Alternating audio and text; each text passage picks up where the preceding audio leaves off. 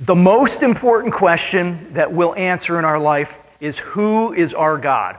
Who is my God? And that's the number one most important question. We spent a lot of time talking about that, but today we're actually going to talk a little bit about the second question. The second most important question that you're going to answer in your life is, who will I marry? Who is my spouse going to be, right?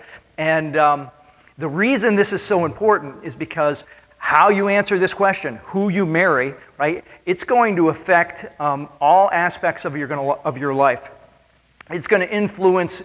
In fact, it's going to influence the direction of your life. So, how you raise your kids, where you live, the way that you look at certain things, who you marry, who you choose to marry is going to affect all of those things. It's going to affect maybe what kind of kids your children or what kind of spouse your children are going to marry one day. It's going to affect maybe even your grandkids, the way your grandkids are raised, just by virtue of who it is that you choose to marry. Who do you choose as a spouse? It might affect what kind of who your children's God actually is growing up. It's going to affect all different kinds of things. So it's the second most important question that you're going to answer in your entire life. Who will I marry? And marriage has historically been, since the beginning, if you're with us from the beginning of Genesis, it has historically been the foundation of the family, like from the very beginning with Adam and Eve. And so it's a really important thing, marriage. And the vast majority of people, at some point, I think it's like 90%, will eventually marry someone at some point in their life, will eventually marry. There aren't that many people that for their entire life stay single and never marry. I think it's almost 90%. But the vast majority of people will at some point marry. And if you never marry, or if you've already married someone, right, this is still important to you because someone you love or somebody that that you're close to will eventually marry someone else. So if you're already married, you know what? Your kids are probably going to marry one day. If you never get married, your nieces and nephews, your sister and your brother, your best friend, somebody that you're close to is going to marry one day. And so what we're going to talk about today is really important, right? So the way most of us choose a spouse today, in our day and age, there might be some exceptions here and there and stuff like that, and there's some deviation between here and there and where you live and what culture and what family you were raised in and all that kind of thing. But today, we get most of our ideas about how we choose a spouse from maybe a movie, right? We're influenced by movies about how to pick. We're influenced by romance novels, right, ladies? Or maybe even Disney princess stories. Oh, right? I know, Jessica, that's you, right? Yes, I know. So, good luck, Tom. Anyway, good luck anybody, right? So the issue is, we all have these ideas, and we get them from all different places about how we choose somebody, how we choose a spouse, or how we choose who we're going to date, or all those kinds of things. Who are we going to be in a relationship with? And here's how it generally goes. Maybe not all the time, but it generally goes like this. We meet someone, right? Whether it's you meet them online, whether it's you're introduced to somebody, whether it's somebody you work with or something like that, right? You meet someone, and they're cute. Or if you're a guy, right, she's hot, right? And that's kind of how it happens. And he says yes, right? And so wherever you meet them, right, you meet a cute person, you meet a hot girl, you meet whatever, right? And they said yes, right? And the deal is then you begin dating. Now, I hate to burst your bubble for all of you who are dating or anything like that, because I dated my wife before we were married. This is what we do. We date. But did you know this, that back in the late 1800s, in the 1890s, dating was actually lower class slang for prostitution. True story. And you can kind of see why as things went on and progressed. Because at that time in American society, people didn't date. They did something called courting, right? But that led into dating when suddenly people were moving to the cities. And suddenly women's magazines came out. And then suddenly there were automobiles. And you moved to the city, and so there were places to go. We can go out to dinner. We can go see a show. We can do all of these things. And so a guy would take his car and pick up a woman and take her from her family, where it was just the two of them, and they would go somewhere, and he would spend money to take her on a date, to feed her, to bring her to a show. And then at the end of that, he expected something for his money. whether it was making out, or whether it was much more than that. And so that's how the slang kind of got brought into the idea that, it's an exchange in some way or another, and it was slang prior to that, in the previous generation, I guess, for prostitution was called dating. Doesn't that make you feel romantic, ladies? That's great, isn't it? Anyway, so that's kind of how you begin by dating, and then once you're dating, right, you're in a relationship, right? If you're on social media, in a relationship, okay? And so you're in a relationship, now what? Here's the question. If you were to go to somebody who's in a relationship and you ask them, well, ma'am or sir, you're in a relationship, what's the goal of that relationship? I don't know. Where is that relationship going? What's the next step in that relationship? What's the plan? Do you have one? And then she might say, I think we have a plan. Or he might say, well, I don't have any plan at all. Or we have no idea where this relationship is going and what the goal, the end game of this relationship is. That's generally how it happens today, right? Well, ma'am, what does your family think of this guy that you're in a relationship with? Well, they met him once and they think he's pretty nice, Or what does your church family and friends think of? Well, they've never met him actually, or they've only met him once or something like that. Or maybe even, well, they met him and they know him and they warned me against him, but I'm not going to listen to them. They're idiots, right? Or your parents or whoever, right?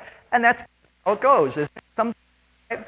And we're determined, right? We are determined, the way this goes, to marry the one that we love, right? Isn't that the Disney princess thing? Isn't that the romance novel thing?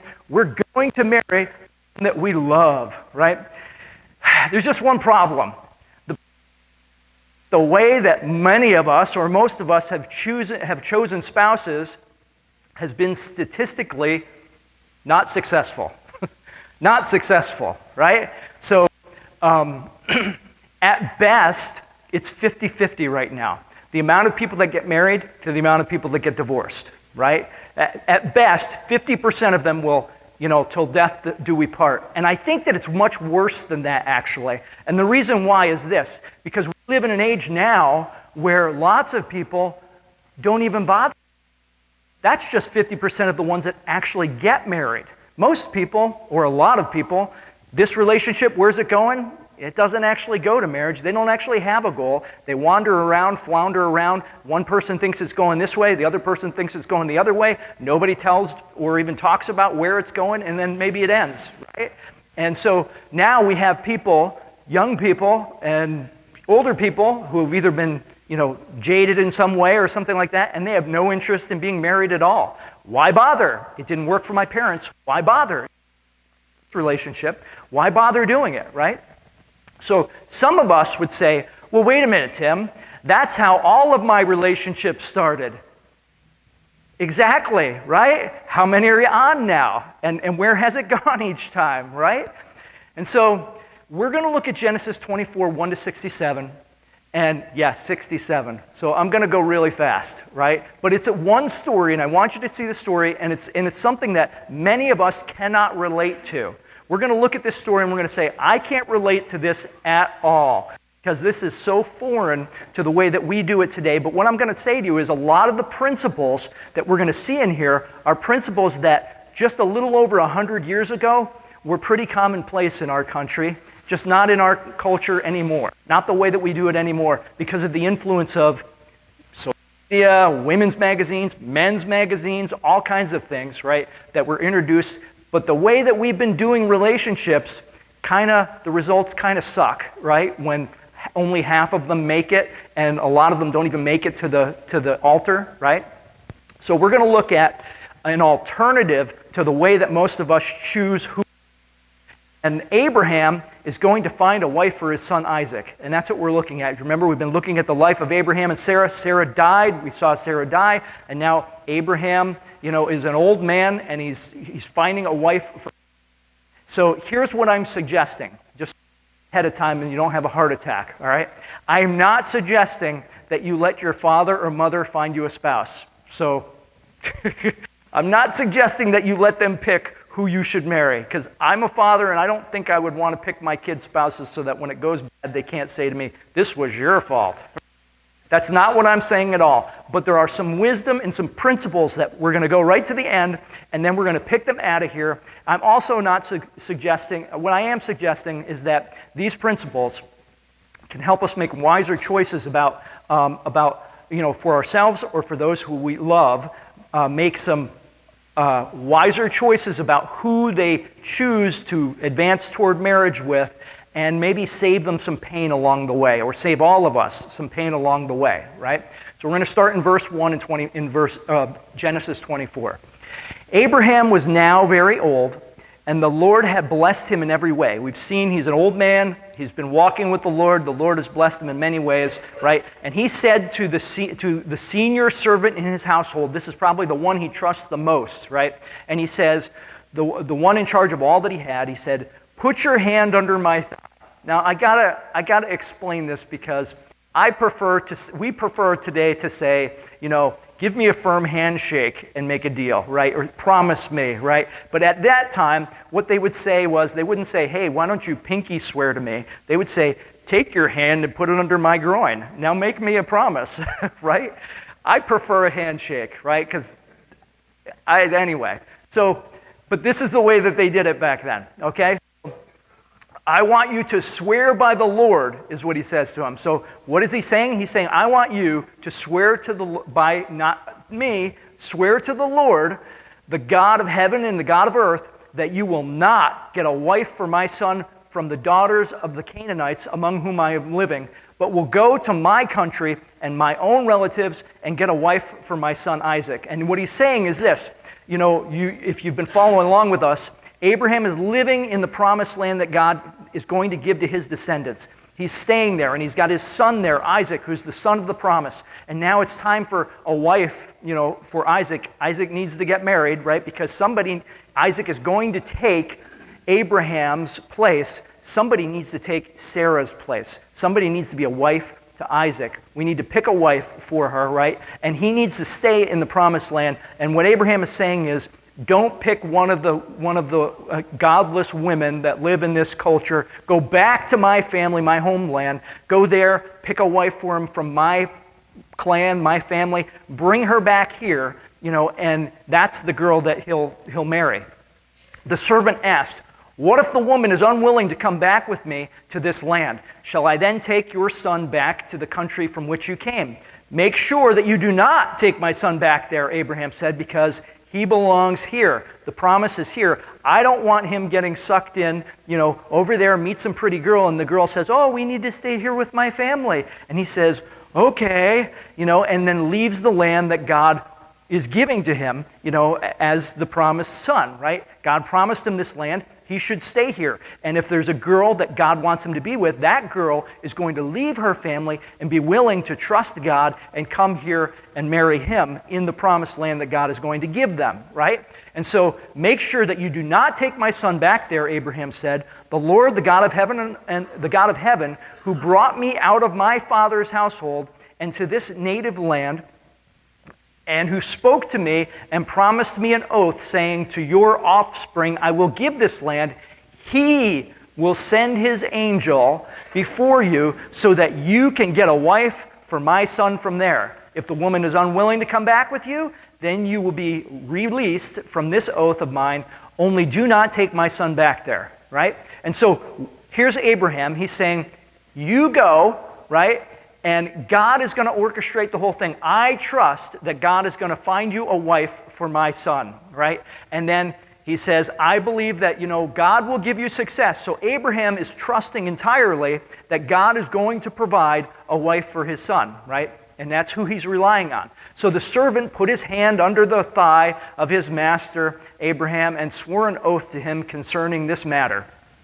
Then the servant left, taking with him 10 of his master's camels loaded with all kinds of goods, things from his master. Now, you wonder why he's taking 10 camels with him, right? But you'll figure it out later, all right? So he set out for Aram Naharaim and made his way to the town of Nahor. Nahor was his brother, right? Is Abraham's brother.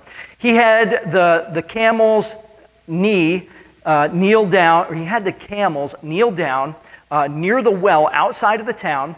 It was toward evening, the time when the women go out to draw water. So at the sunset, women go out. It's a little cooler out. They go out and they draw water in the buckets from this well. And it's not a well like you would see they let down the crank or something like that. It's generally a well like they go down, down sets of steps into the earth. They fill up the things, bring them back up, all right? So then he prayed, Lord. So now the servant is relying on the Lord as well in this whole thing. Well, the servant says, well, I better pray, because if God is going to give me success, Abraham's depending on God. Abraham believes God's going to do this. I'll pray to God. He says, then he prayed, Lord, God of my master Abraham, make me successful today and show kindness to my master Abraham. And he continues praying.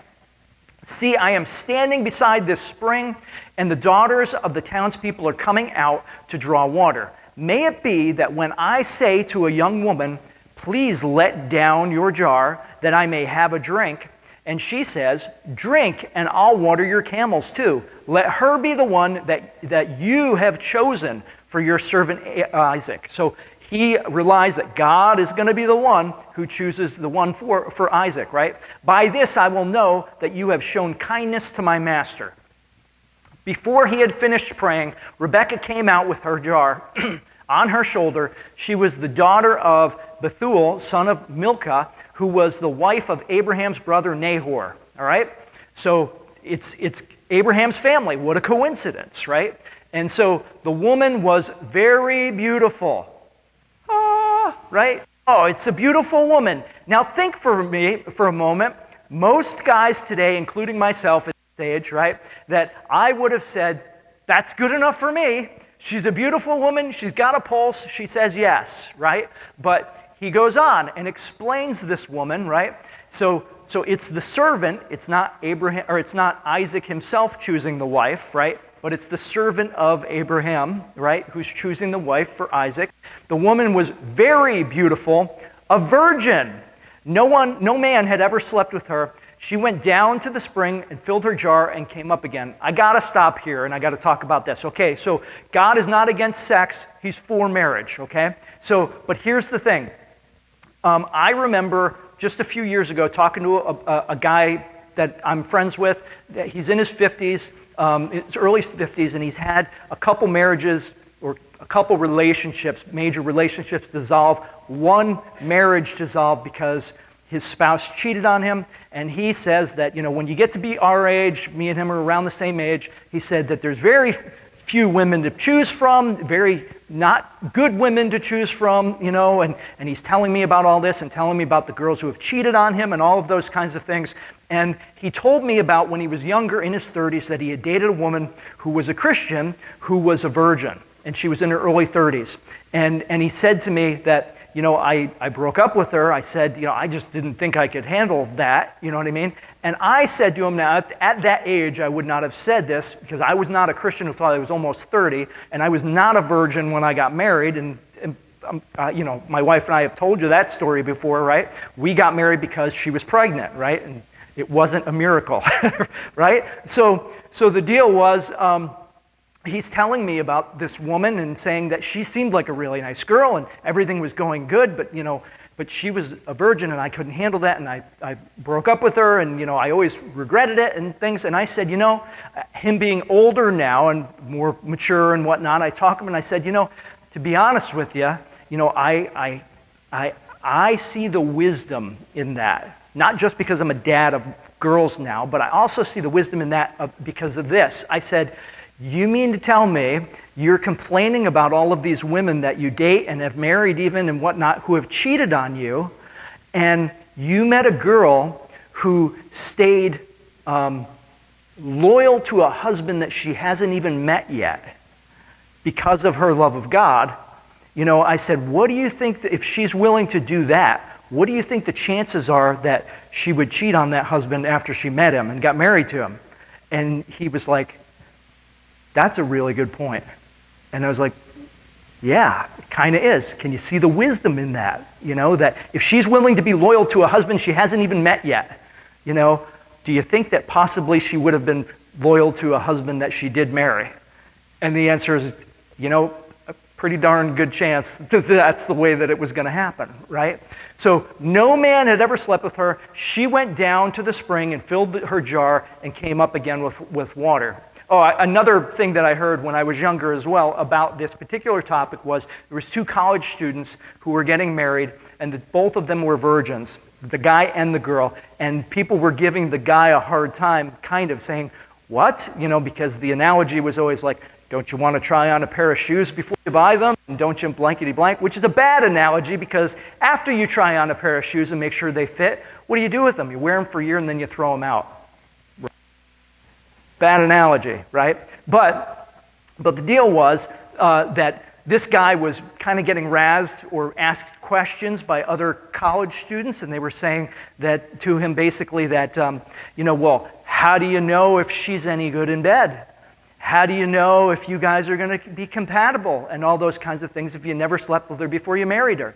If neither one of you have, how do you know if she's good in bed? And he basically said, well, since I've never had a woman, she'll be the best in bed I've ever had. Good answer, right? Yeah. And I'll be the best she's ever had. I guess there's some wisdom in that, isn't there? And listen to this, my children. Anyway, the woman was very beautiful, virgin. No man had ever slept with her. She went down to the spring. She filled the jar, came up again. The servant hurried to meet her and said, please give me a little water from your jar. Here's the test, right?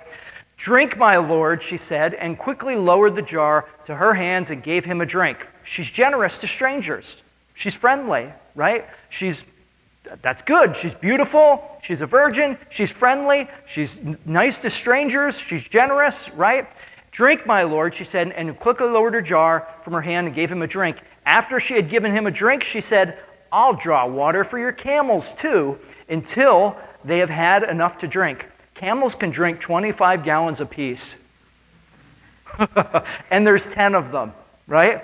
She really likes camels, right? Or something. And camels are nasty. They spit at you. Did you know that? Anyway. So she quickly emptied her jar into the trough, and she ran back to the well to draw more water and drew enough for all of his camels without saying a word. And here's the point. The man watched her closely. What is he watching? He's watching. She's a hard worker. She's generous. She even is kind to the camels. She'll be kind to her children. She can even put up with this, she'll be a good wife. You know what I mean? Right? You get it? Like she's kind to strangers. She could be kind to her husband. She works hard to feed the camels. If she can put up with camels, she can put up with children, right? And so he without saying a word, the man watched her closely to learn, right? Watching her from afar, watching her character is what he's watching. Whether or not the Lord had made his journey successful.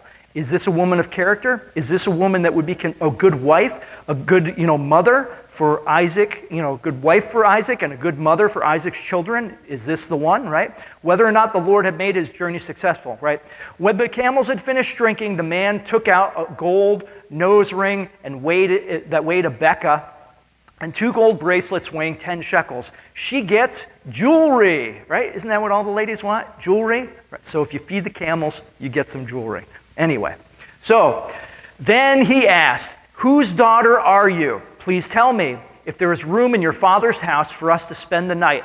She answered him, I am the daughter of Bethuel, the son of Milcah, bore to Nahor. And she added, we have plenty of straw and fodder as well as room for you to spend the night. So she's hospitable, right? She's good at hospitality. This is great. And she's from the right family, right? Then the man bowed down and he worshiped the Lord. Right? He prayed to the Lord. Abraham trusted the Lord. He asked the Lord, which one did you pick out for her, right? And then when he had success, he worshiped the Lord, saying, praise be to the Lord, the God of my master Abraham, who has not abandoned his kindness and faithfulness to my master. As for me, the Lord has led me on the journey to the house of my master's relatives, right where Abraham asked me, right? The first place we came to, maybe, right? And the young woman ran and told her mother's household about these things. Now, Rebekah had a brother named Laban. Laban's going to come up again later, a little further on, with his own children, his own daughters, but for right now, this is Rebekah's brother. So the brother is involved, right? Somebody's talking to my sister, something's going on, okay, he's involved, right? Now Rebekah had a brother named Laban, and he hurried out to the man at the spring. As soon as he had seen the nose ring and the bracelets on his master's arms, he had heard Rebekah tell what the man had said to her, and he went out to the man and followed him standing by the camels in the spring.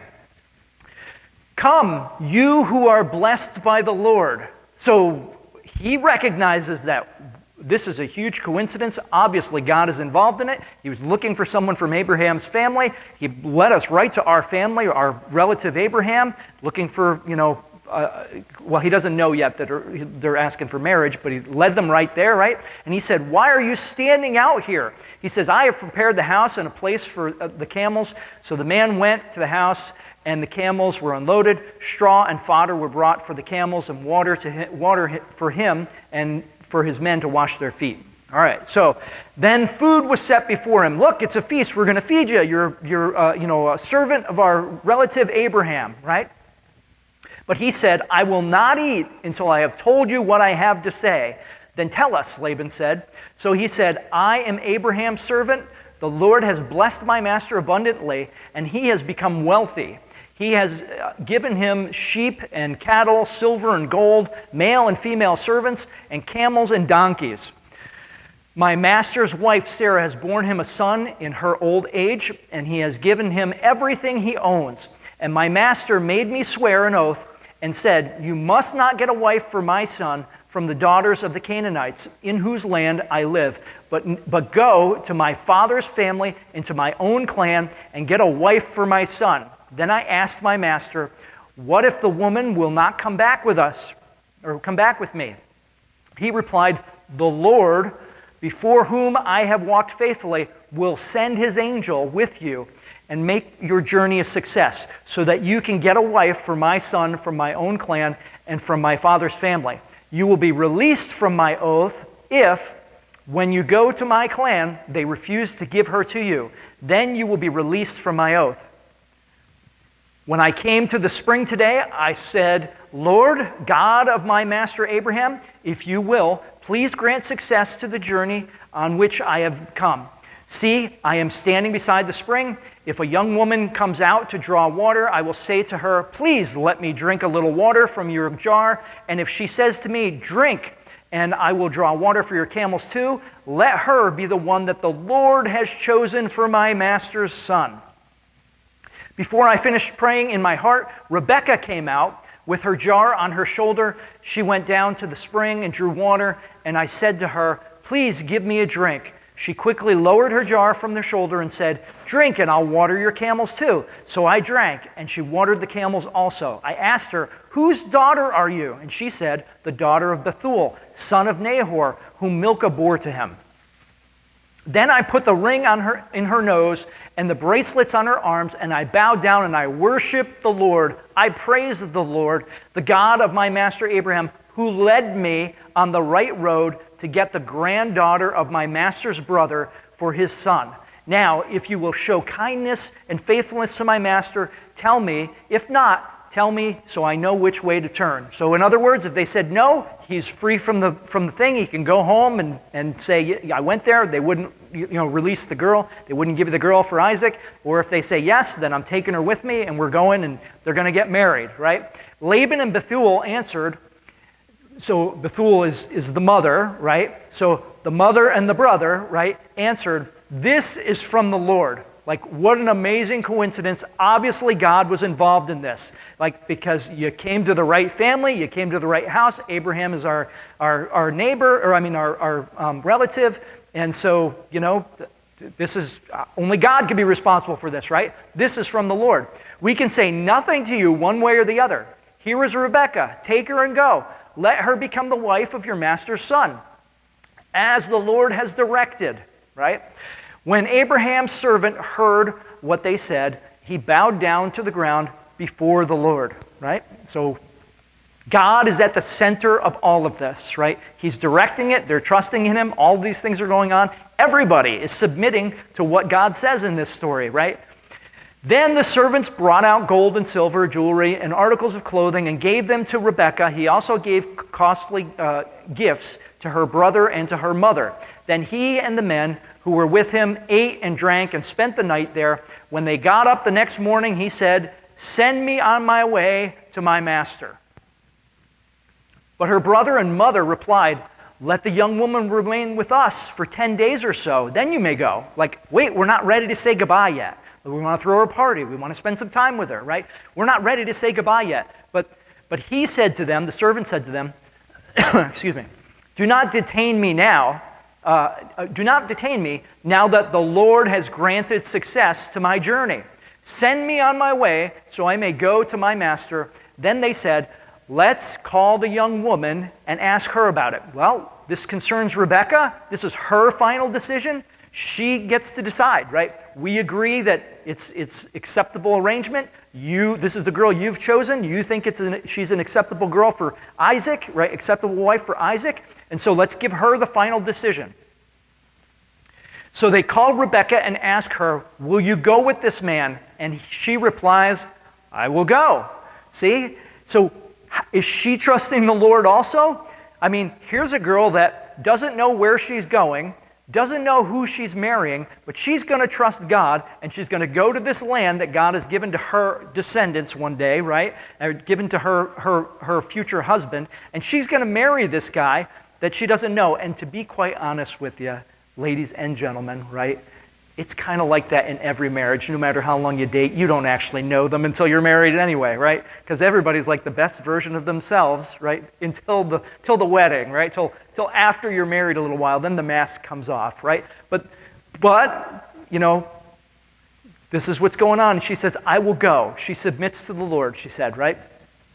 So then they sent their sister Rebekah on her way, along with her nurse and Abraham's servants and his men. And they blessed Rebekah and said to her, our sister, may you increase to thousands upon thousands. May your offspring possess the cities of their enemies. So that's just a blessing, they said, to their daughter and sister, right? And notice she brought a nurse with her. She brought some other things. That's why the 10 camels were there. Think of how much luggage she had, right? And so then Rebekah and her attendants got ready and mounted the camel and went back with the man, right? She's got attendants. She's got makeup and shoes and all that stuff, right? And they mounted up the camels, and they went back with the man. So the servant took Rebekah and left. Now Isaac, remember Isaac? This is a wife for Isaac, right?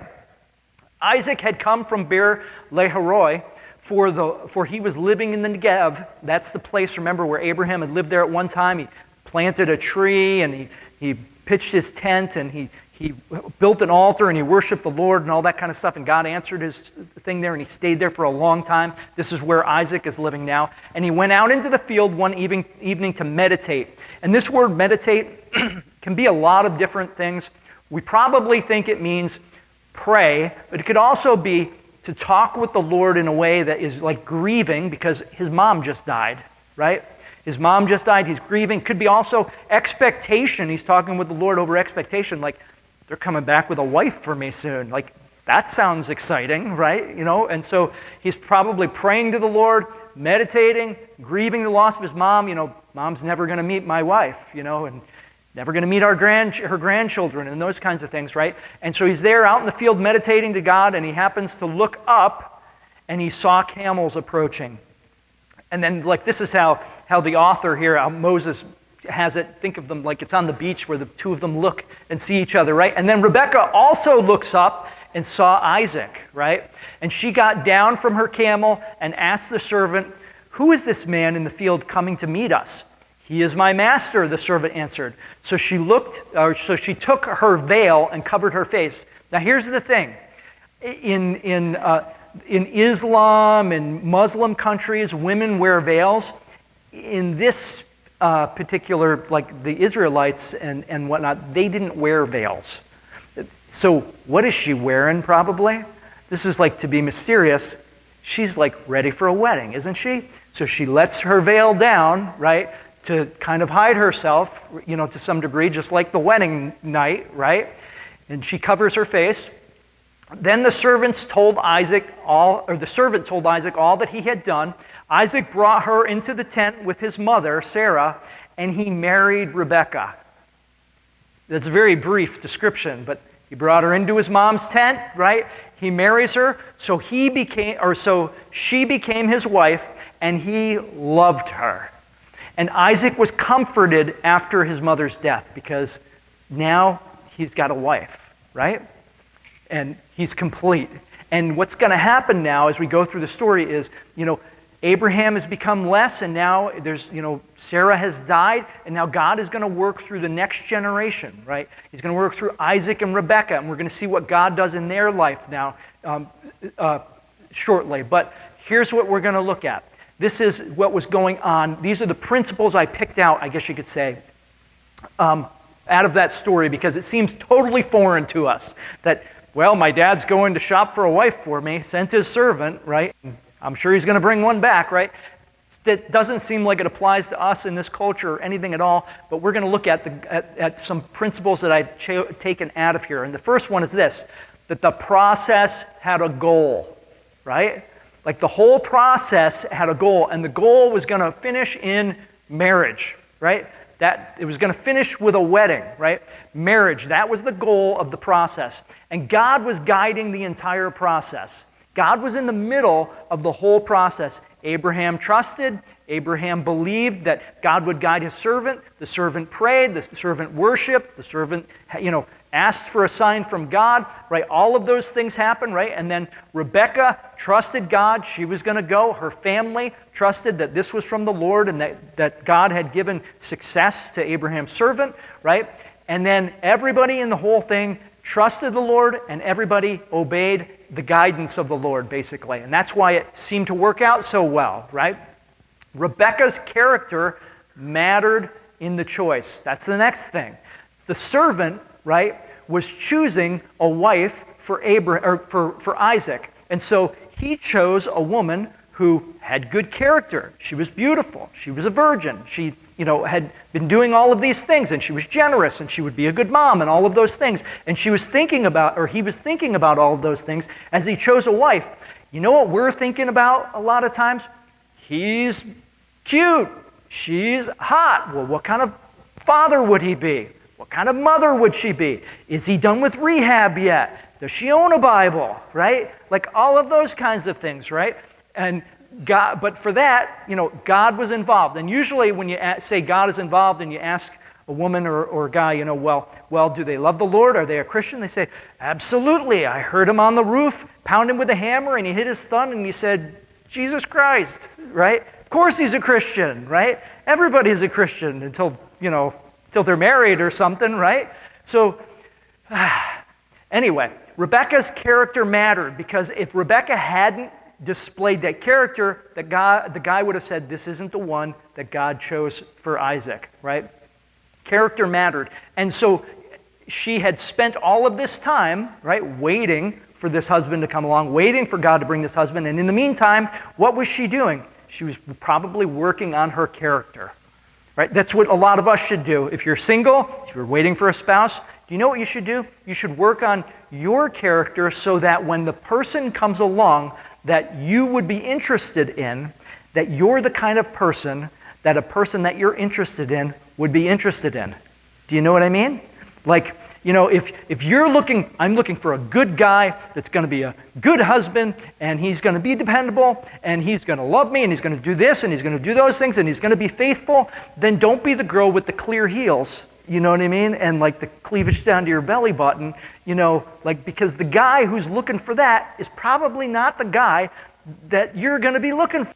That's what you're really looking for, right?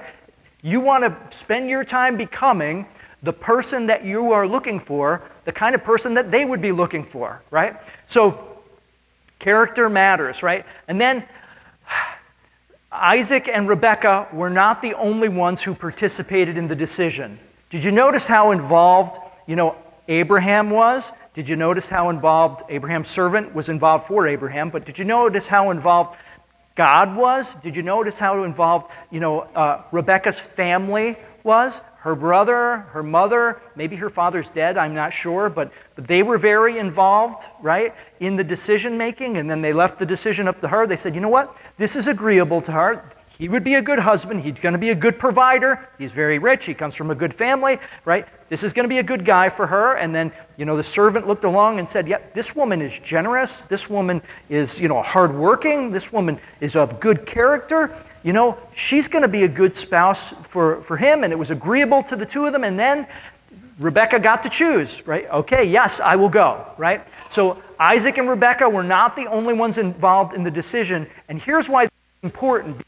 When you are emotionally involved in a decision, sometimes you make really bad decisions. If you choose for someone else, you'll make a better decision for someone else than you make for yourself. And so we need people around us to counsel us, to love us, and say, you've never been married before. Let me tell you, this is what you want when you're looking for a spouse. You've never been, a parent before. This is what you want when you're looking for a wife, a mother for your children, or a father for your children. This is what you want. You just don't know, right? And so somebody godly, somebody, who cares about you, somebody with some wisdom and life experience could be very good in helping you out and helping you make decisions in those things, right? Because when you're emotionally involved in the decision, it clouds your judgment. So for example, you would all make really good financial decisions, but when it's you making the decision, like, okay, I have a car, and my car runs pretty good. I'm going to get 5 or 6 more years out of it, but man, do I want that Corvette. I can't really afford it, but if I take out the loan for 25 years, well, I can afford it no problem then, right? Or whatever, right? And the deal is, you are emotionally involved. You really want that thing, and so you're going to do whatever it takes to get it. And the same thing happens with, well, I know that guy or that girl, I know they didn't finish rehab yet. I'm going to pretend that they did, or I know that they probably really aren't a Christian, but I'm going to ignore these things. Or I know that they left their last boyfriend or girlfriend to be with me, but I'm going to ignore that because it's going to be different with me. Like, they would never do that to me, right? And you ignore things and you make your judgment is clouded because you are emotionally involved in the decision. But somebody who's clear-minded, not involved in the decision, could say to you, I don't think this is a good choice. I think that you need to slow it down. I think that that's, this and that and the other thing. And usually, what happens? We don't listen to that person. We ignore them, right? Here's the application for me and you, though. So here's the application for us. God should be at the center of the process. When you're looking for a spouse, when you're going through deciding, okay, we're going to get to know each other, we're going to do these things, God should be at the center of the process, right? And you should trust and obey His leading and His direction. That, I believe that there's somebody out there. I need to look at, the places where people that would meet the character qualifications that I'm looking for hang out. So, don't look for your next husband at Hooters, right? Or something like that, right, ladies? And so trust and obey His leading and His direction, right? Observe the character of the person. That's the next one. What kind of character do they have? I don't know, but they're cute. Yes, okay, cute is good. Put that on the list, check. But what kind of character do they have? How did their last relationship end? How did this happen and that happen, right?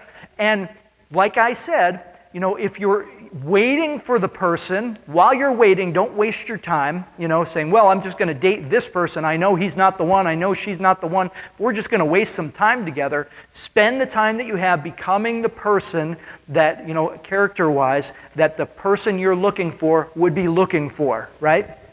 And then the next one is this. Seek and listen to godly counsel in your decisions. The way that courting used to work was like this, that the daughter lived at home with the father and the mother, right? And if you wanted to court that person, and courting was like a job interview.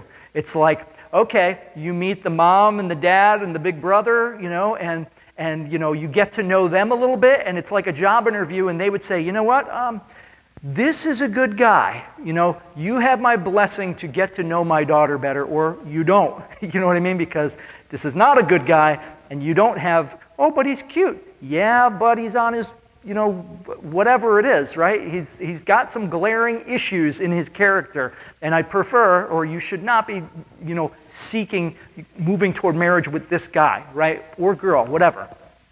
That the family would be involved, that someone would be involved in the decision. Maybe you don't have a godly family, maybe you don't have people who look out for you, but you know what? Maybe you have a church family. Maybe if you have friends who are godly or are wise, or friends who have been married for a long time successfully, and they could tell you, you know what? This is the wife you're looking for, because you don't know what you're looking for in a wife. You've never been married. Or you don't know what you're looking for in a husband because you've never been married.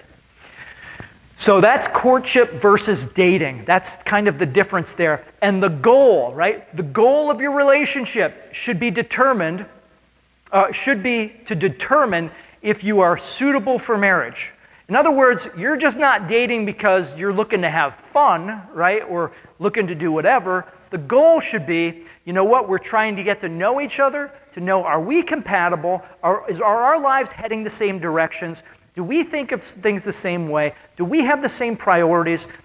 So that, are we going into this and we're going to be married and we're going to be moving the same direction and helping each other to move the same direction, right? The goal of your relationship should be to determine if you are suitable for marriage. And you know what? You can either say, check, we are, or you know what?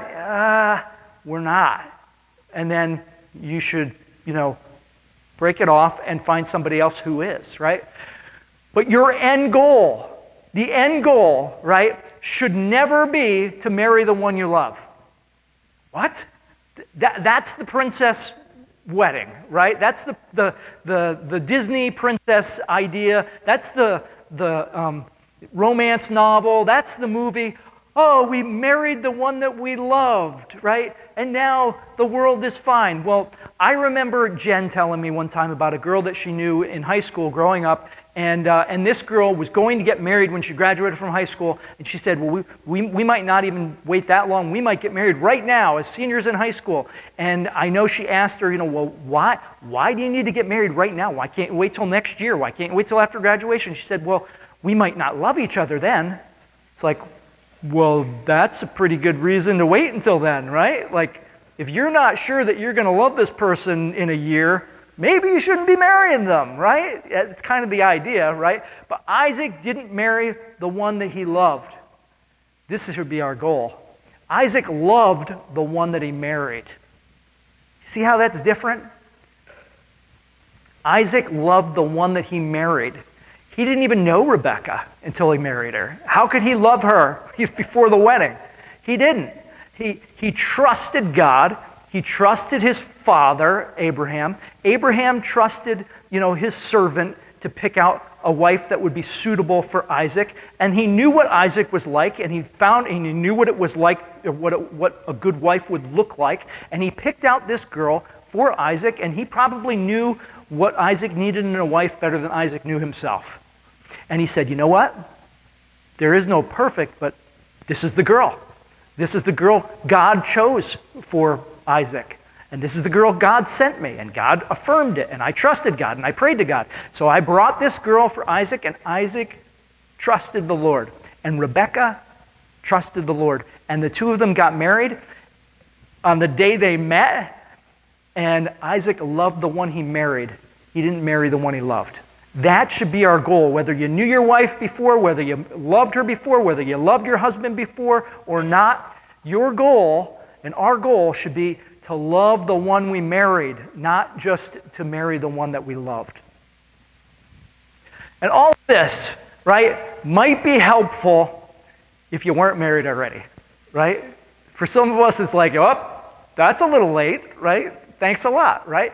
All of this might be helpful if we weren't married before or weren't married yet, and if we had just started looking, for a relationship or something like that.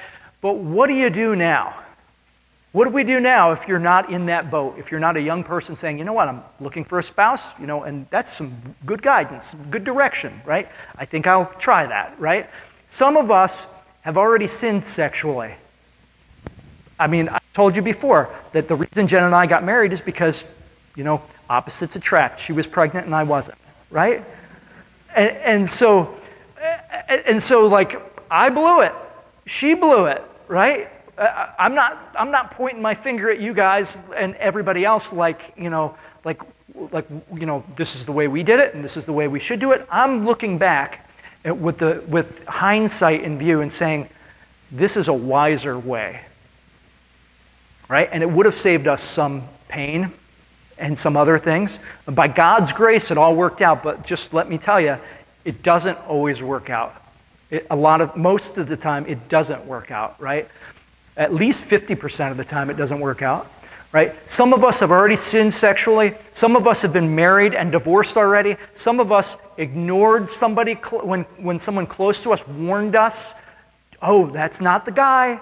That's not the girl. Look at this. They did that with their last spouse. They did that with this. Things don't look so good. And we ignored them. And we're with a person, we probably, if we were wise, making wise decisions, we might not be with, right? Or maybe some of us should have warned somebody we were close to, but we were afraid that, if I tell them what's going on, they're not going to like it. This is going to end the relationship. They're going to pick them over me or something like that. So I'm just going to keep my mouth shut and let them go off the cliff. And we didn't warn someone when we should have, right? What now? What do you do now if you're in that situation? Well, we need now what everyone needs. Whether you trusted God's direction for who you married or not, right? Regardless of who you married, whether you married the right person, the wrong person, the person that God brought to you, or somebody else that you didn't belong with, right? Regardless of who you married, whether you were divorced or whether you weren't divorced, whether you were sexually pure or not sexually pure, whether you listened to wise counsel or whether you gave wise counsel or didn't give wise counsel, right? We all need God's grace, undeserved gift, right? See, our obedience to God could save us from some pain in life. If we listened to God, we could avoid a lot of the pitfalls, we could avoid a lot of the pain, and a lot of the regrets for what we did or didn't do in the past, right? But it's only through Christ's obedience to God that His pain, and through His pain, that we can be saved and given eternal life. That is, even if you did everything perfectly in your marriage, even if you picked the right person that God sent to you, right? Even if you were the right person, even if you had a perfect marriage, you still are not right with God by those choices. You may have avoided pain, right? But by our choices, by our obedience to God, no one is saved. We're saved because of Christ's obedience to God, and not because of our pain or lack of pain, but because of His pain, because He went to the cross. He suffered in our place. He died for us so that we can be saved from what we deserve, the wrath of God, the penalty of God for disobeying. God, I know what you said, but I don't care. I know what's best for me, right? We all need God's grace. It's because God loved us that His grace is available to us, not that we've loved others perfectly, because we haven't. We've all failed in one way or another, no matter how good you are or how good you think you are. All of us, when it comes to the relationships in our lives, have some kind of regret, have done something wrong, and each one of us need God's grace, whether you think you've done it perfectly or whether you can look yourself in the mirror and say, I've blown it. And so, because God loved us, He offers us that grace through His Son, through faith. Let's pray. Gracious Heavenly Father,